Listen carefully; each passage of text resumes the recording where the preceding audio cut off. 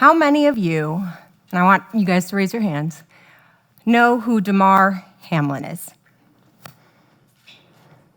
How many of you knew who he was before January 2nd of 2023? A few of you. So like many of you, I did not know who Damar Hamlin was. Yet, in that moment, I felt so connected with him, so connected to his survival and his story. I remember looking over at my boyfriend on the couch and saying, wow, I cannot wait to see what he does next. Because I knew that he was thrown into a liminal space, a place where he never expected to be. And whatever he did next would be remarkable. And if he didn't survive, I knew his story and legacy would live with us forever. Damar Hamlin was thrown into a liminal space. And liminality is something where you can't go back to who you were, but you're not quite who you're meant to be yet. And it's so that in between, that uncertainty, where many of us feel very uncomfortable in that place. And for us, another example, all of us, I know COVID, unlike Hamlin, we were thrown into this unexpected situation, and all we could do was be still and adapt. For me, March 28th of 2020, I was a few days away from going full-time at my startup. I had raised $1 million. I was ready to go and had done a couple years of preparation, and I was ready. When I get a phone call from my current boss saying, hey, Texas is locking down, and we need you to close the office in Austin with a 48-hour notice. And so here I am, so excited to dive into my next adventure that I was gonna dive headfirst into. And little things like that started to happen that were unexpected. And on April 1st, my lead investor calls me and says, hey, you know that $500K I was gonna get you?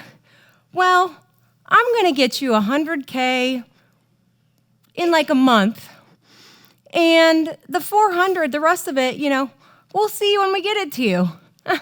So there I am after moving in 48 hours and in Houston thinking, well, shoot, this is not what I pictured. This is what I was meant to do forever. The kindergarten school psychologist told my parents in kindergarten, she is going to be very successful someday, but you're gonna have to live with her till then. And boy, were they right. So here I am, my first day as a CEO, and I'm successful, and all I am thinking is, oh my goodness, what am I going to do? And while these examples, Hamlin's story, COVID, my story, all are different and are different severity, they're different scopes. What it shows is that transition in life can be chosen and you can dive in like me, or things can happen to you. But this uncertainty is where you're going to find things that you never expected about yourself, about the world around you. And naturally, we're programmed not to feel comfortable in these moments. There's been studies on how stress is built up when we're in these moments of uncertainty. There's even a cognitive bias called the ambiguity aversion that basically means We avoid options D, E, and F, and we never think about those because we think we can predict the outcomes of options A, B, and C. Well, guess what? That's not true. It's like when you go to the Cheesecake Factory and you pick the same thing that you've picked the last 5 years, because 5 years ago, you went and you picked one of the D, E, and F options, and guess what? That was a mistake. Man. And so these things happen in life on a regular basis. And so how do we dive deep into ourselves, reboot and refresh, and understand what we can do about it? Because sometimes we can't control it. And other times we want to dive into these moments. Well, I came up with 7 things.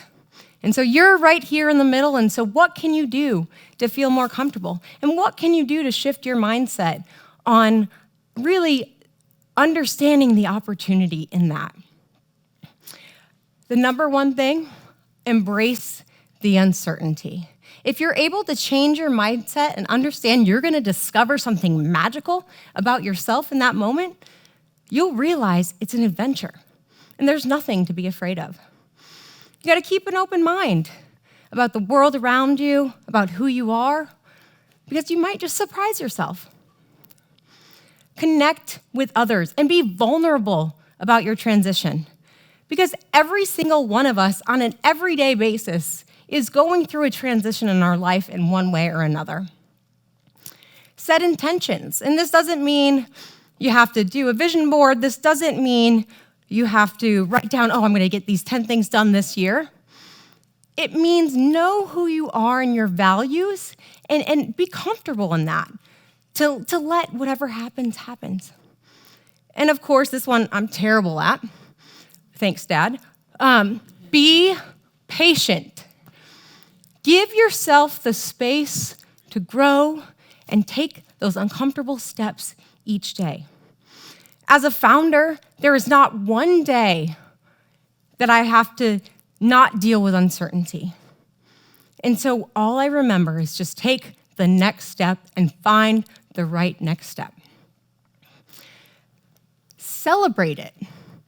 And so when you meet milestones in that transition, sage your house, do different things like that, go cheers your friends, celebrate it and have that closure. And finally, and I think most importantly, and we hear this a lot, is engage in self-care. Whether that's meditation, which is not my thing, it's getting a good workout, getting a full night's sleep. Do those things. And for me, what I do, and my dog looks at me like I'm crazy, I put my headphones on and I'm dancing. I'm like, drop some Jupiter in your hair. Yeah, I'm not a singer. Sorry, y'all. There's a reason. There's a method to my madness. This song by Train and Pat Monahan, the lead singer of that band, was actually written when he was grieving the loss of his mother. And the whole song is about a liminal space and how he's imagining his mother go through this transition from the physical to non-physical and what she must have discovered. And for him, he was going through all of these 7 things. He was embracing the uncertainty. He was being patient with himself to understand this new relationship he would have with his mom. Yes, it would be different, but it would still be special and important. And writing this song was a form of self-care. And so he was able to do all of that. And you know what the magical thing is in that too? It was one of the number 1 songs that Train ever had. Pretty incredible, right? So if we go back to Hamlin, and that night, all of us, and I had no idea who he was. I'm not a Bills fan, had no clue. And all I kept thinking, and all of us at home were like, rise, rise. We were actually united on something, all of us. And it was just so remarkable, the things that we saw in that field. We saw things we never see. We saw football players crying. We saw broadcasters praying out loud. We saw vulnerability that we never get to see, and we never share that. And that in itself is remarkable. We saw the NFL cancel Monday Night Football, which they needed those ratings. Wow. And most importantly, overnight, Hamlin's charity raised millions of dollars. Now, could you imagine if we applied that same lens to our own lives and our own transitions?